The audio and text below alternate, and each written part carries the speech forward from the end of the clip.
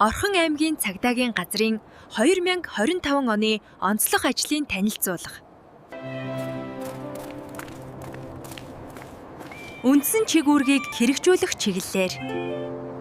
Дус цагдаагийн газар албаагч нар 2025 онд гэмт хэрэг зөрчлийн шинжтэй 5675 гомдол мэдээлэл хүлээн авч шалгасан. Өмнөх хүнтэй харьцуулахад 8.2% өссөн үзүүлэлттэй байна. Үүнээс 1983 буюу 35% нь гэмт хэргийн шинжтэй, 3692 буюу 65% нь зөрчлийн шинжтэй гомдол мэдээллүүд байна. Гэмт хэргийн шинжтэй гомдол мэдээлэл өмнөх оны мөн үетэйс 2.1%, зөрчлийн шинжтэй гомдол мэдээлэл 11.8% тус өсжээ. Аймгийн хэмжээнд 2025 онд 1040 гэмтрэг бүрдэгдсэн. Өмнөх оны мөн үеэс 111 хэрэгээр буюу 11.9% гэмтргийн гаралт өссөн байна. Нийт хэргийн 895 нь хэрэг бүртгэлтийн буюу эзэм хэрэг бүрдэгдснээс 556 хэргийн эзэн холбогдогчийг олж тогтоон гэмтргийн илрүүлэлт 62.1% байгаа нь өмнөх оны мөн үеэс 0.2% өссөн байна. Бүрдэгдсэн нийт гэмтргийг эрүүгийн хуулийн бүлгээр авч үзвэл 348 буюу 33.4%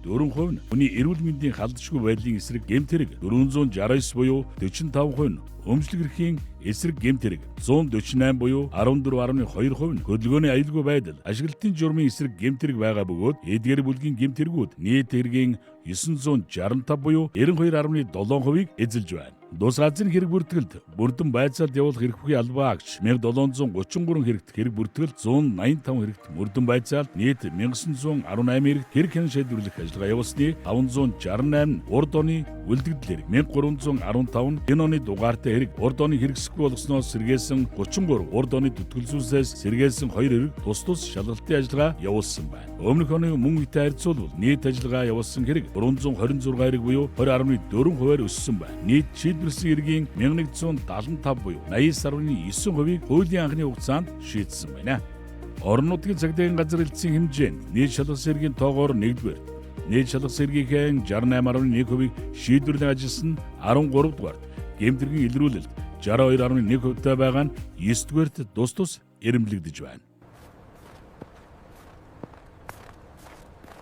Гэмт хэрэг зөрчлөөс урьдчилан сэргийлэх чиглэлээр хийсэн ажил. Үүнээс аймгийн хэмжээнд үйлдэгдэж байгаа гэмт хэрэг зөрчлийн шалтгаан нөхцөл, дүн шинжилгээ судалгаа хийж аймгийн гэмт хэрэгс урьдчилан сэргийлэх ажлыг зохицуулах салбар зөвлөл, засаг даргын тамгын газар, хууль эрх зүйн хэлтэст Баян өндөр сумын гэмт хэрэгс урьдчилан сэргийлэх ажлыг зохицуулах салбар зөвлөлийн дарга нарт хүргүүлсэн санал танилцуулгыг үндэслэн улсын хэмжээнд болон аймгийн хэмжээнд зохион байгуулсан аян арга хэмжээ шаардлагатай техник тоног төхөөрөмжүүдэд нийт 1,666 сая 190,500 төгрөг шийдвэрлүүлэн үйл ажиллагаанд зарцуулан ажиллаж улсын хэмжээнд зохион байгуулсан арга хэмжээнүүдээс залхих гэмт хэрэгс урьдчилан сэргийлэх чиглэлээр дансаа бүү ашиглуул, хүүхдийн эрх аюулгүй байдлын хангах чиглэлээр 365 анхаарч хайрлаа нөлөөлийн арга хэмжээг орон нутгад үр дүнтэй зохион байгуулж улсын хэмжээнд 21 аймагуудаас бусдыгаа хошуучлан 1-р эзэлсэн амжилтыг гаргалаа. Албаагчдын нийгмийн асуудал, үүрэг гүйцэтгэх нөхцөл, боломжийг хангах чиглэлээр хэрэгжүүлсэн ажил, арга хэмжээний талаар Цагдаа дотоодын цэргийн байгууллага 2025 оны хамтдаа өгж зорилтын хүрээнд албаагч ажилтны ажиллагаа орчин нөхцөлийг сайжруулах зорилгоор аймгийн Баян өндөр сумын 2024 оны аймгийн төсөлд батлагдсан цагдаагийн газрын барилгын дотор засвар 45 сая төгрөг, аймгийн хөрөнгө оруулалтаар гадна басаад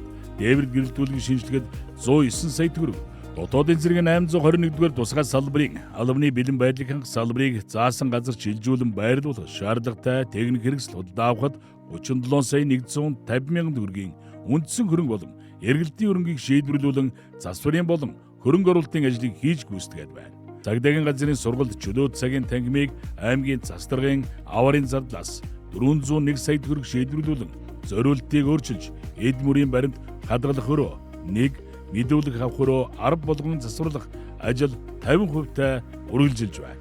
Цагдаагийн ерөнхий газрын санхүү ард талын албанаас энэ оны 6 дугаар сард Ланд 76 маркийн 160 сая төгрөгийн үнэхий тээврийн хэрэгсэл, Орхон аймгийн Баян өндөр сумын засаг даргын тамгын газраас цагдаагийн газарт 141 сая төгрөгийн өртөг бүхий тээврийн хэрэгслийг шийдвэрлүүлэн Hyundai Star,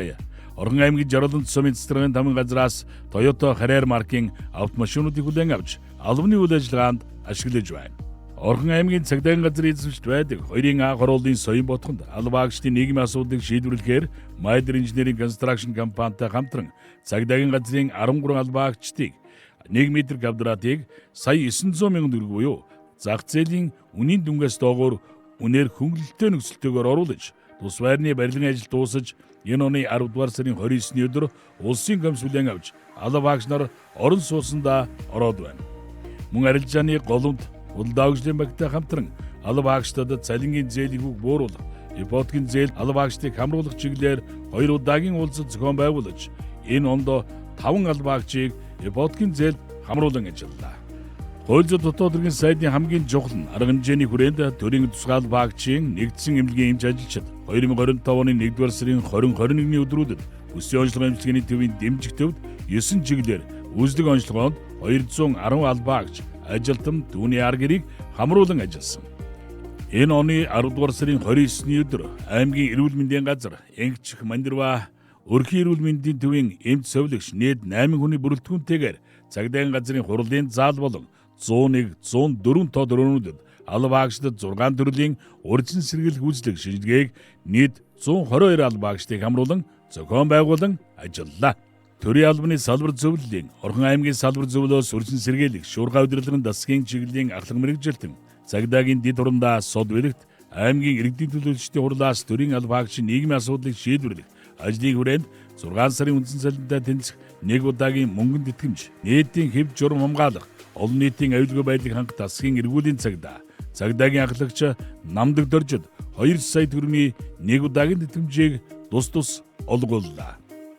Тус ондоо Орхон аймгийн Засдарга бөгөөд Эрдэнэтийн цэгцэгчээс цагдаагийн газрын албаагчдыг бүгд 8 дахь хятад улсын Жинэн нутагт аялах эрхийн бичгээр шагнаж нийт 35 албаагчийг энэ оны 10 дугаар сард 2 ээлжээр аялуулад байна. Аглагчийн тэмдэглэлт өдрийг тохиолдуулан аймгийн засаг дарга Зоригт баяр гэмтэрэгтэй тэмцэх, нийтийн хэв журам хамгаалах, олон нийтийн аюулгүй байдлыг хангах чиг үүргээ амжилттай биелүүлж хамт олноо хошуучлан ажилласан 2 албаагчийг гэр бүлийн хамт бүгд найрамдах хятад улсын Ханиан хотод аялах эрхийн бичгээр шагнаж дэмжлэг үзүүлж албаагчдын урам зоригийг сэргээн ажиллалаа.